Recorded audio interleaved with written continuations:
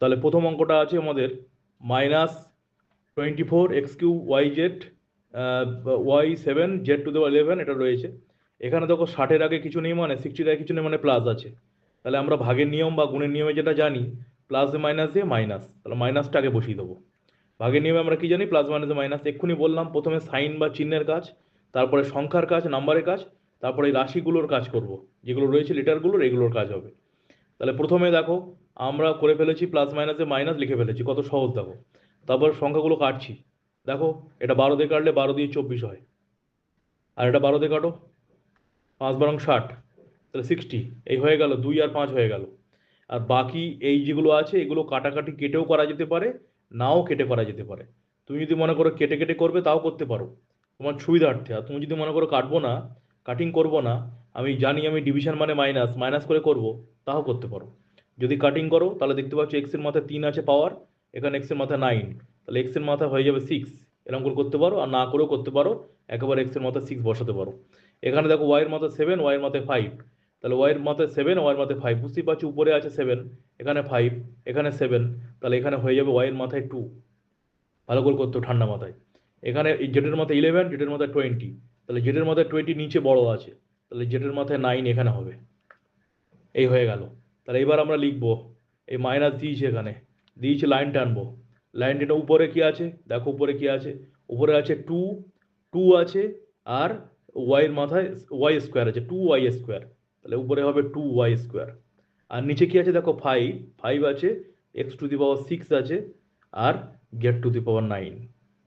তাহলে এই হলো আনসার। ভালো করে বুঝবে, কোনো কোনো বইতে এই কাটাটা নেই, কাটিংটা হয় না, করতে নাও পারো। তাহলে এটা না করলে তখন কি করবে, এখানে ওয়াইয়ের মাথায় 9, ওয়াইয়ের মাথায় 3, তাহলে কি করা যেতে পারে, 9 থেকে 3 মাইনাস করলে ওয়াইয়ের মাথায় এই এক্স এর মাথায় 6 হয়। তাহলে এখানে এক্স এর মাথায় 6 এখানে না লিখে এইখানে আনসারে একেবারে বসাবে, সেটাও করতে পারো। ছোটবেলা শিখেছো যে বিয়োগের সংক্ষিপ্ত রূপ হচ্ছে, তোমরা জানো, ভাগ, আর যোগের সংক্ষিপ্ত রূপ হচ্ছে গুণ।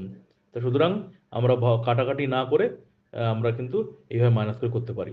তো এটা হলো প্রথম আনসার। পরেরটা দেখো, ছোট ছোট সংখ্যা আছে, +556 ÷ +8, তাহলে +56 লিখবে, পরে কথা বলবে না, ভালো করে শেখো।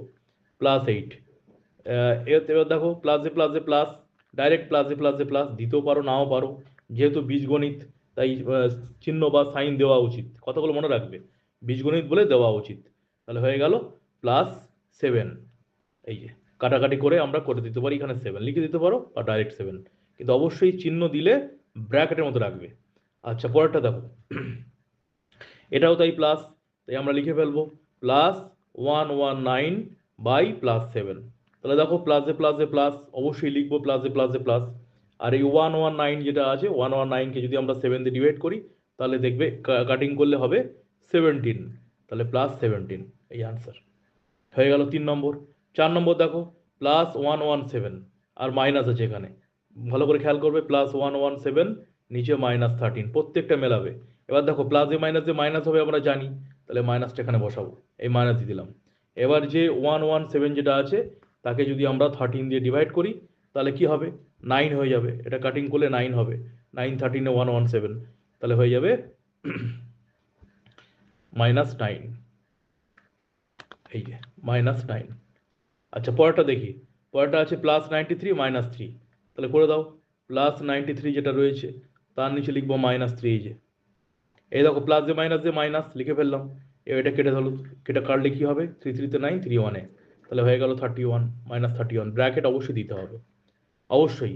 আবার পরেরটা দেখো, -87 ÷ +3, তাহলে এখানে কত ইজি ব্যাপার দেখো, -87 ÷ +3, এই যে, এই যে, যারা নরেন্দ্রপুর, পুরুলিয়া, দেওঘরে তোমরা যারা পরীক্ষা দেবে, রহড়াতে ক্লাস 6 7-এ যারা পরীক্ষা দেবে, তাদের তো এগুলো ভালো করে করতেই হবে।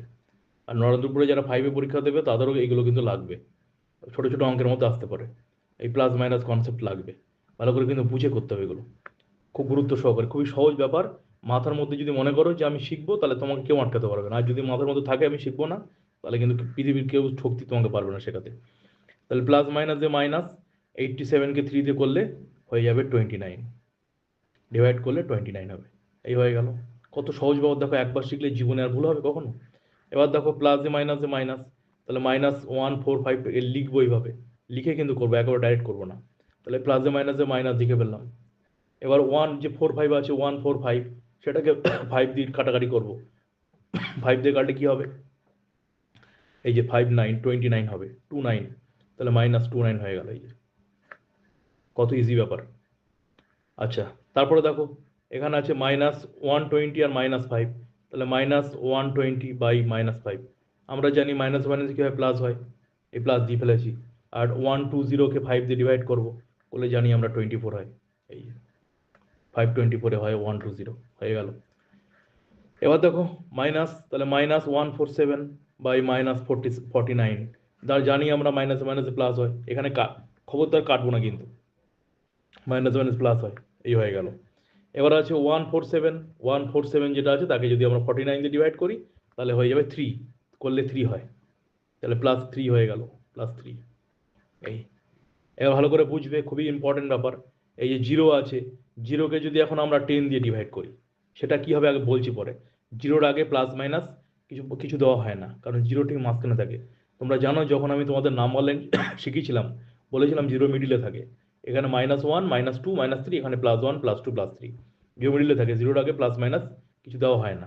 তাহলে এখানে 0, তাহলে এই যে 0/-10, 0/-10, তাহলে দেখো 0/-10 মানে কি, এমনি তো 0কে তুমি যা দিয়ে ডিভাইড করো না কেন 0ই হয়, তাহলে আনসার 0ই হবে। আবার কখনো ভুল করে -0 দিও না। তাহলে 0কে তুমি যা দিয়ে, সে মাইনাস দিয়ে করো আর প্লাস দিয়ে করো, যা দিয়ে 0কে ডিভাইড করো না কেন সেটা 0ই হয়, তাই 0 হয়ে গেল।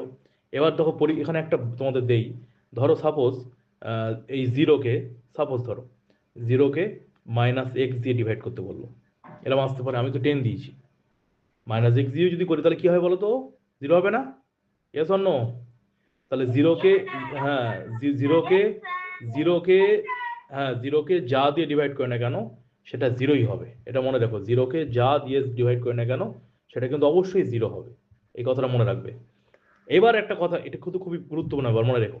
এবার কোনো কিছুকে, সে এক্স হোক বা -10 হোক বা 20 হোক, যাকে ভালো করে বুঝবে, যা কাউকে কাউকে যদি আমরা 0 দিয়ে ডিভাইড করি, কাউকে, যে কোনো কিছু হতে পারে, সে -10 হতে পারে, 20 হতে পারে, এক্স হতে পারে, ওয়াই হতে পারে, জেড হতে পারে, যাকে আমরা 0 দিয়ে ডিভাইড করব সেটা কিন্তু ডিভাইড হয় না।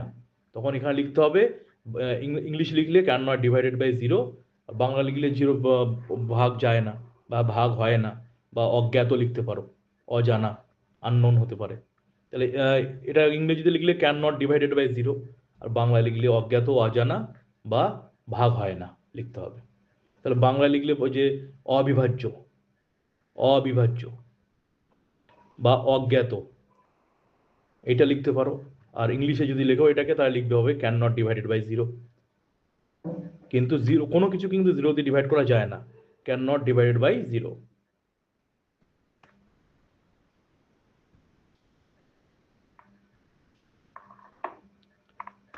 এবার এটা তো ডিভাইড করা মানে কেউ কোনো আবিষ্কার করতে পারেনি কি হবে। তো তোমার যদি কেউ মনে হয় যে আমি স্যার আবিষ্কার করে ফেলবো বড় হয়ে লেখাপড়া শিখে, যে কি কি করে কি হতে পারে, তাহলে তখন তুমি নোবেল পুরস্কার পাবে। হ্যাঁ, কেউ তো এখনো পারেনি এটা নিয়ে কোনো আলোচনা করতে, গবেষণা করতে, ক্যান নট ডিভাইড বাই 0। তুমি যদি এখন বড় হয়ে লেখাপড়া শিখে গবেষণা করে বলো যে স্যার এইটা 0 হবে না, ডিভাইড দিয়ে এটা করলে অন্য কিছু হতে পারে, যে আবিষ্কার করতে পারো, তাহলে তোমাকে নোবেল প্রাইজ দেওয়া হবে। যদি কোনো ছেলে মেয়ে ভাবো যে স্যার এটা তো দেখতে পাচ্ছি কোনো নাম্বারকে 0 দিয়ে ডিভাইড করলে ক্যান নট ডিভাইডেড বাই 0 হচ্ছে, ডিভাইড হচ্ছে না, তা শুনছি। তুমি যদি যুক্তি দিয়ে, লজিক দিয়ে আবিষ্কার করতে পারো বড় হয়ে যে কোনো নাম্বারকে 0 দিয়ে ডিভাইড করলে এটা 0, অবিভাজ্য, অসংজ্ঞাত বা অজানা, অজানা নাই, আমি নতুন কিছুটা আবিষ্কার করবো লজিক দিয়ে, তাহলে তুমি তখন তোমাকে সব ঠিকঠাক হলে তোমাকে তখন নোবেল পুরস্কার দেওয়া হবে। কারণ এখনো পর্যন্ত যারা বড় বড় ম্যাথামেটিশিয়ান আছে, গণিতজ্ঞ আছে, সায়েন্টিস্ট আছে, তারা কেউ কিন্তু যে কোনো নাম্বারকে 0 দিয়ে ডিভাইড করে ক্যান নট ডিভাইডেড বাই 0 বা 0 ডিভাইড হয় না, এটাই কিন্তু বলেছে। তুমি ক্যালকুলেটারকে দেখো, যে কোনো নাম্বারকে 0 দিয়ে ডিভাইড করো, ক্যালকুলেটার ইকুয়াল টু টাচ করো, সমান টাচ করো, দেখবে উঠবে cannot divided by 0, divide করা যায় না। এই হচ্ছে ব্যাপার। তা বলো, ভাগ বুঝেছো না বোঝোনি?